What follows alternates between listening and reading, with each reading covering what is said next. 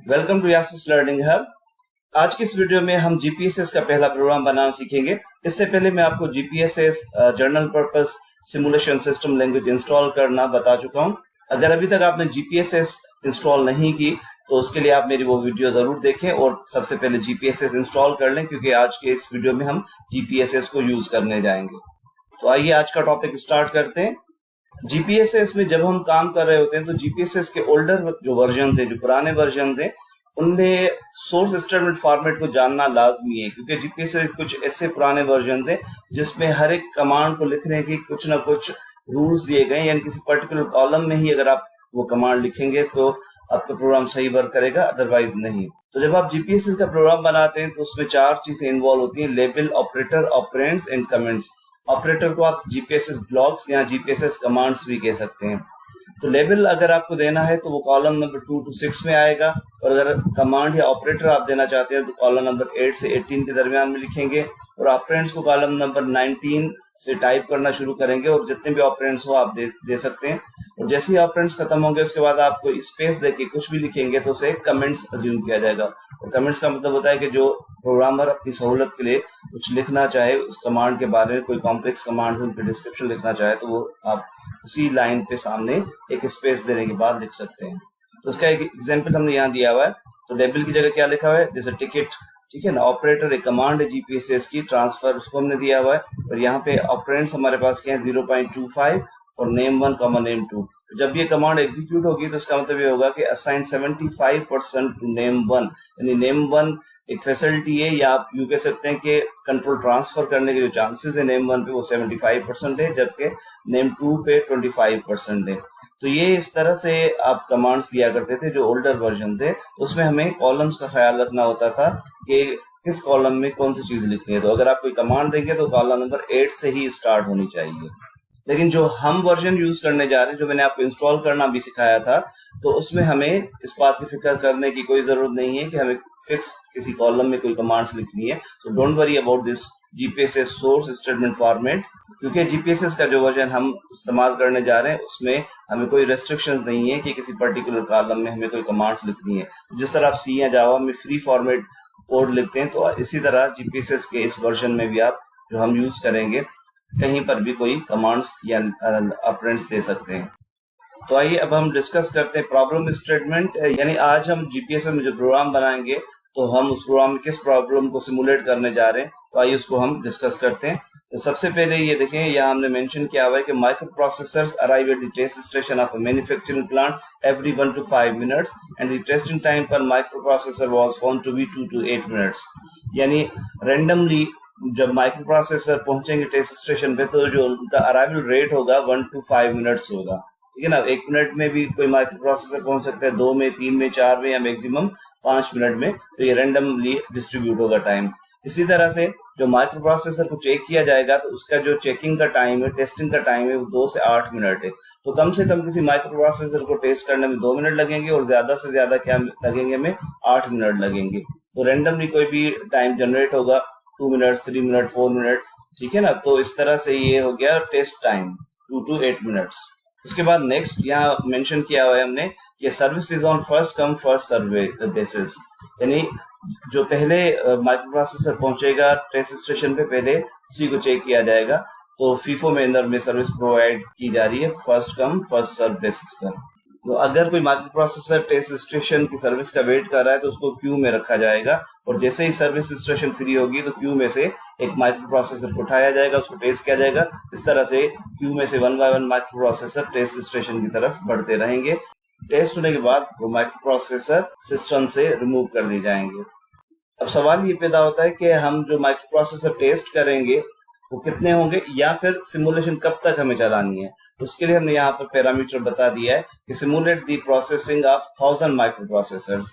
यानी जब आप सिमुलेशन करते हैं तो आपके पास 2 ऑप्शंस होते हैं टर्मिनेशन कंडीशन के। या तो आप बताएं कि कितनी एंटिटीज प्रोसेस करनी है, या फिर आप टाइम सेक्शन बनाते हैं।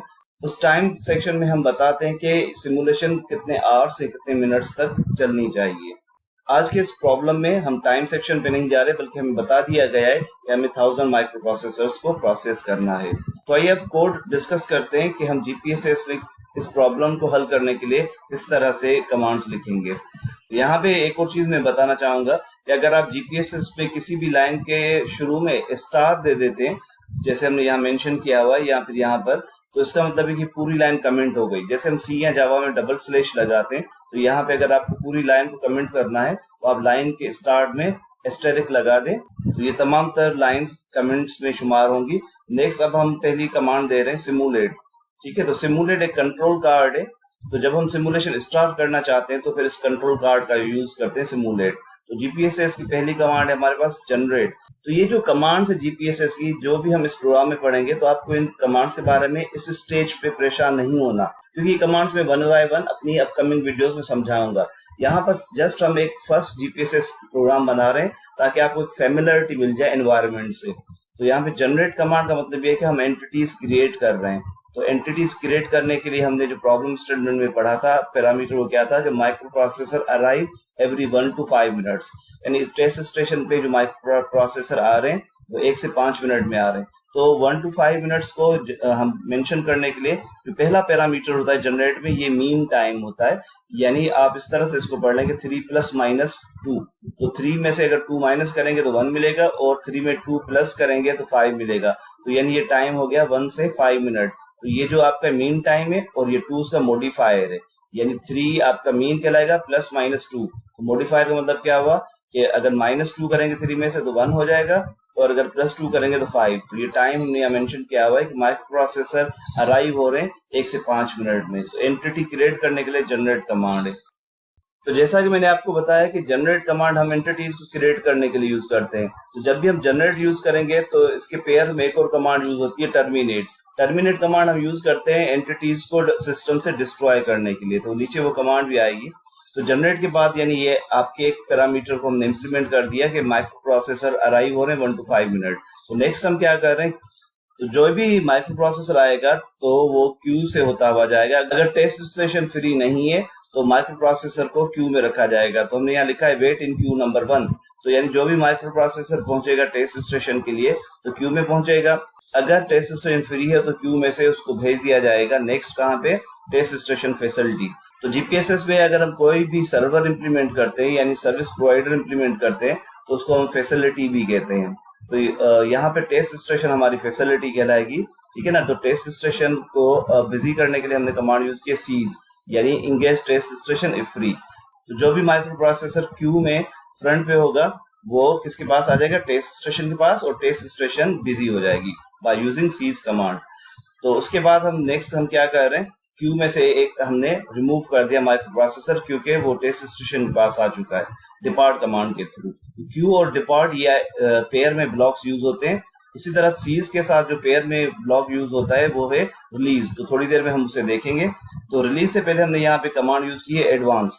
तो यहाँ हमने पैरामीटर इंप्लीमेंट किया है process micro processor for 2 to 8 minutes randomly. तो इसमें जो पहला पैरामीटर है मीन है और दूसरा मॉडिफायर, तो इसको पढ़ा जाएगा 5 + -3।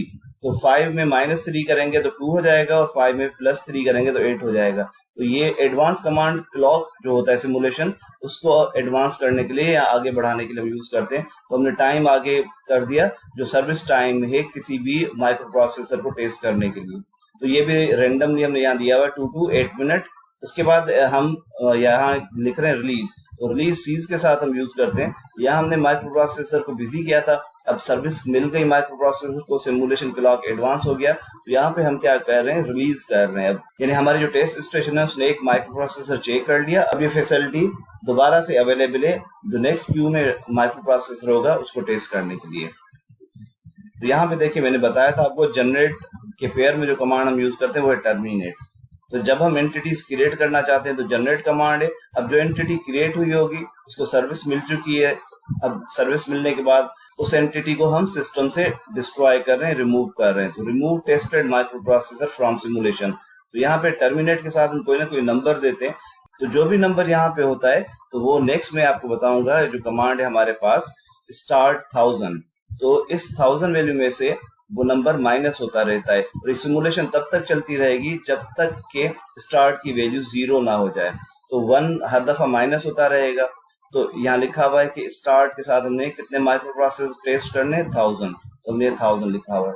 तो stop after simulating 1000 micro processors. ठीक है। तो हर दफा टर्मिनेट में आपने अगर यहाँ लिखा हुआ है 1 तो 1 माइनस होता रहेगा। अगर आप टर्मिनेट 0 कर देंगे तो ये सिमुलेशन चलती रहेगी, इन्फिनिटी आ जाएगी। तो यहाँ पे दो कंट्रोल कार्ड्स हैं, एक सिमुलेट और एक स्टार्ट, और बाकी ये आपकी जीपीएसएस की कमांड्स हैं।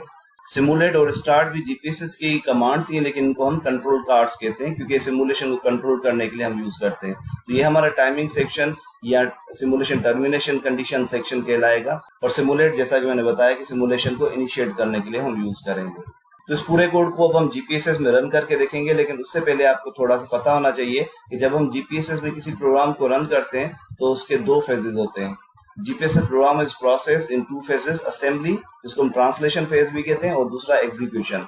तो असेंबली फेज में क्या होता है, the source program is mapped into an internal GPSS representation, यानी जीपीएसएस का जो कंपाइलर है वो आपके प्रोग्राम को एक इंटरनल अपनी रिप्रेजेंटेशन में चेंज कर रहा होता है ताकि उसको फिर प्रोसेस किया जाए एग्जीक्यूशन फेज में। तो दो फेजेस हो गए, असेंबली जिसको हम ट्रांसलेशन फेज भी कहेंगे, और एग्जीक्यूशन। तो आइए अब हमने ये जो प्रोग्राम डिस्कस किया है इसको जीपीएसएस में रन करके देखते हैं।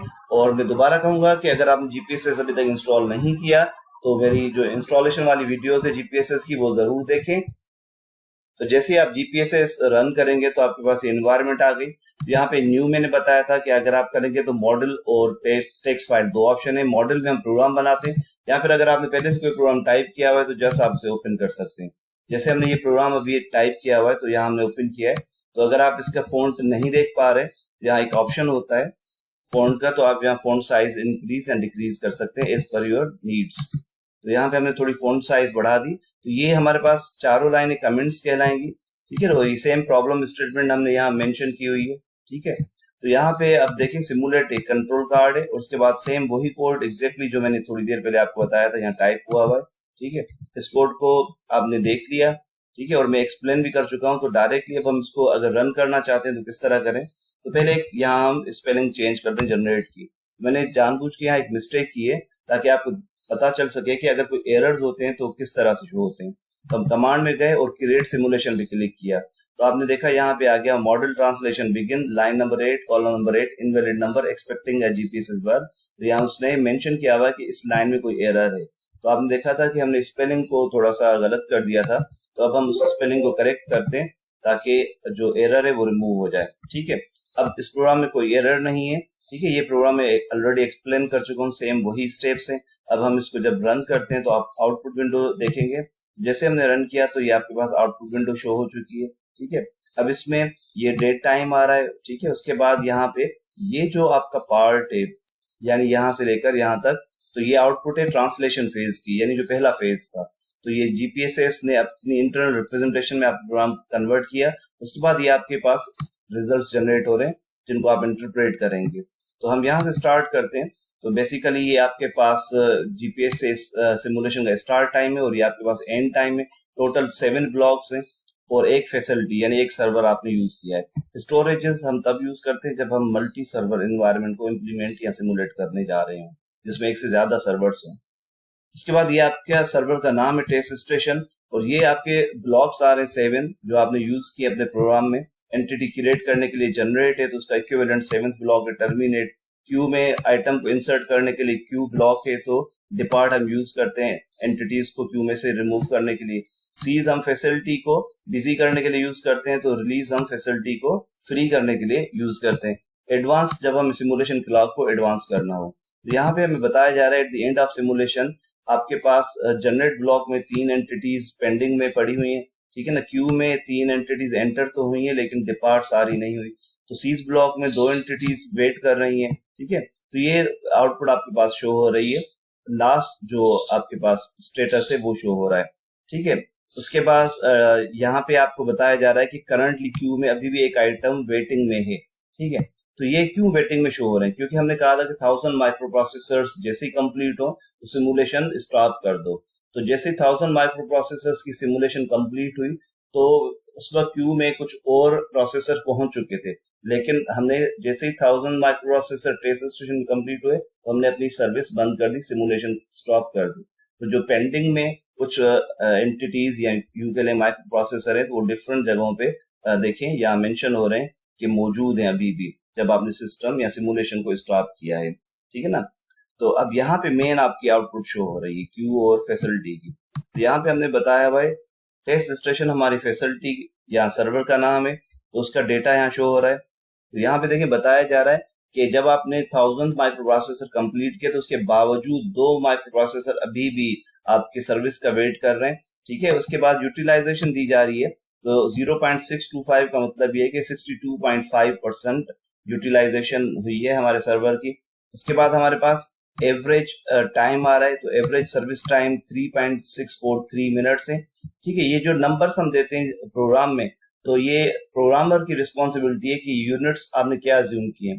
तो अगर आपने मिनट्स अज्यूम करके दिए तो जितने भी नंबर्स रिजल्ट्स में आएंगे उन तमाम तर को आपको एज ए मिनट अज्यूम करना है।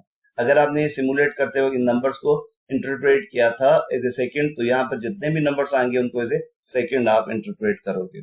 तो अवेलेबिलिटी यानी सर्वर कभी डाउन तो नहीं हुआ। 1 का मतलब 100% अवेलेबिलिटी थी। ऑनर का मतलब है कि अभी भी 2 एंटिटीज हैं जिन्हें सर्विस नहीं मिली। एक एंटिटी ऐसे ही थी जिसे डिले करवाया गया था। तो ये हमने टेस्ट स्टेशन के बारे में तमाम तर डेटा देखा। अब क्यू के बारे में आते हैं, तो क्यू में मैक्सिमम जो क्यू लेंथ हुई है वो 2 हुई है। करंटली अभी भी 2 जो एंटिटीज है क्यू में मौजूद है। उसके बाद एंट्री की वैल्यू 3 है, और यहाँ पे देखिए जो एंट्री 0 है इसका मतलब ये है कि ऐसी कितनी एंटिटीज है जिन्होंने बिल्कुल भी वेट ना किया हो क्यू में, 0 वेटिंग टाइम हो, तो वो एक ही एंटिटी है। उसके बाद जो आपके पास एवरेज क्यू लेंथ है वो 0.370, और एवरेज वेटिंग टाइम जो है हर एक एंटिटी ने जो एवरेजली वेट किया है वो 1.436। यहाँ पे ये जो लिखा हुआ है एवरेज -0, इसका मतलब ये होता है कि वो तमाम तरह एंटिटीज जिन्होंने वेट नहीं किया क्यू में और उनको सर्विस मिल गई है डायरेक्टली विदाउट वेटिंग, तो उन एंटिटीज को माइनस करके यानी उन एंटिटीज को एक्सक्लूड करके और फिर वेटिंग टाइम कैलकुलेट करो। तो यहाँ पे 2 वेटिंग टाइम आ रहे हैं, एक तो वो जिसमें वो एंटिटीज भी शामिल हैं जिन्होंने वेट नहीं किया, ठीक है, और ये वो वेटिंग टाइम उन एंटिटीज को माइनस करने के बाद जिन एंटिटीज ने वेट नहीं किया क्यू में, तो ये हमने यहाँ एवरेज वेटिंग टाइम कैलकुलेट किया हुआ एंटिटी का। ठीक है, तो ये तो आपके 2 इंपॉर्टेंट जो आउटपुट्स आ गए आज के इस प्रोग्राम में से। इसके अलावा जो एडवांस आउटपुट है वो यहाँ पे मौजूद है। इनमें जो फर्स्ट है सीईसी, इसको हम कहते हैं करंट इवेंट चेन, और नेक्स्ट जो हमारे पास है वो फ्यूचर इवेंट चेन। तो इन आउटपुट्स के बारे में जब हम एडवांस प्रोग्राम्स बनाएंगे तो फिर मैं आपको एक्सप्लेन करूंगा। आज हमारा फोकस था फर्स्ट जीपीएसएस प्रोग्राम, तो इसलिए हम ज्यादा डिटेल में हम नहीं जा रहे। तो अपकमिंग वीडियोस आप मेरी देखते रहें। तो अगर आपने अभी तक सब्सक्राइब नहीं किया इस चैनल को तो नीचे सब्सक्राइब बटन पे क्लिक करें और सब्सक्राइब करें इस चैनल को, और उसके अलावा बेल आइकन पे भी क्लिक करें ताकि जो मेरी अपकमिंग वीडियोस हो उनकी नोटिफिकेशन आप तक ऑटोमेटिकली पहुंचती रहे, और आप जीपीएसएस के जो एडवांस प्रोग्राम्स हैं उनको भी सीख सकें और आप एडवांस सिमुलेशन तक पहुंच सकें। तो इस ट्यूटोरियल में आगे हम बहुत इंटरेस्टिंग प्रोग्राम्स बनाएंगे जो रियल वर्ल्ड प्रॉब्लम्स होंगे, बार्बर शॉप्स के प्रॉब्लम्स होंगे, सुपरमार्केट्स के प्रॉब्लम्स होंगे, बैंक्स के प्रॉब्लम्स होंगे, और उन तमाम तक को हम देखेंगे कि जीपीएसएस में हम किस तरह से सिमुलेट करें और किस तरह से जो रिजल्ट्स आ रहे हैं सिमुलेशन के उनको इंटरप्रेट करें। तो एक बार फिर मैं कहूंगा कि आप इस चैनल को सब्सक्राइब करें और इस चैनल की तमाम तर वीडियोस को लाइक और शेयर करें दूसरों के साथ। तो मिलते हैं एक और वीडियो के साथ, तब तक अपना ख्याल रखिएगा।